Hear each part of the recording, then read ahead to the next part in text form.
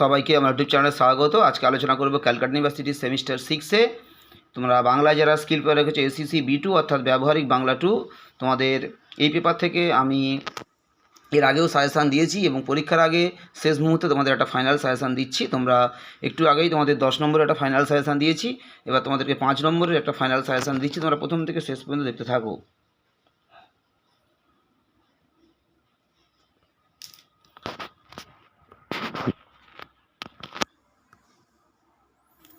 প্রথমেই তোমরা ছোট গল্প কাকে বলে, এর উদাহরণ সহ বৈশিষ্ট্য, প্রবন্ধ কি, বৈশিষ্ট্য এবং এর শ্রেণীবিভাগ বলতে বস্তুগত প্রবন্ধ এবং ব্যক্তিগত প্রবন্ধ, এই দুই রকম প্রবন্ধ কাকে বলে, বৈশিষ্ট্য উদাহরণ একটু দেখে রাখবে।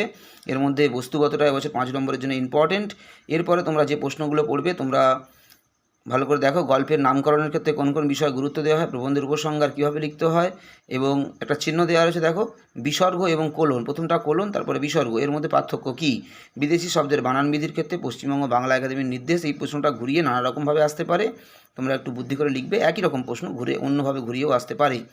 আইপিএ লিপ্যন্তরের সময় তিনটে যে স রয়েছে সেক্ষেত্রে এস আকৃতিতে লেখা হয় কেন, তিনটে সকে এস দিয়ে কেন বোঝানো হয়। পশ্চিমবঙ্গ বাংলা একাডেমি জ্যোতিচিহ্ন বিষয়ে সুপারিশ এবং রোমিও বর্ণমালা ও আইপিএর পার্থক্য। বাংলা বানানের ক্ষেত্রে অতৎসম শব্দ অর্থাৎ তদ্ভব আর অর্ধ তৎসমকে অতৎসম শব্দ বলতে তদ্ভব শব্দ আর অর্ধ তৎসম শব্দকে বোঝায়। এই শব্দের ক্ষেত্রে নত্যবিধান প্রযোজ্য কিনা বা বাংলা বানানের ক্ষেত্রে দন্তের ন মধ্যের ন ব্যবহার কীভাবে করা হয় সেটা পশ্চিমবঙ্গ বাংলা একাডেমির বানানবিধি অনুসারে বুঝিয়ে দাও। এবং তদ্ভব শব্দের ক্ষেত্রে পশ্চিমবঙ্গ বাংলা একাডেমির নিয়মাবলীগুলো করলেই সেখানে তোমরা হ্রস্বই দীর্ঘই অন্যান্য যে নিয়মাবলীগুলো আছে সেগুলো, তদ্ভব শব্দের নিয়মাবলীটা তোমরা 5 নম্বরে পড়লে তদ্ভব শব্দের উপর বেস করে অন্য যে কোনো কিছু দিয়ে এলে তোমরা লিখতে পারবে।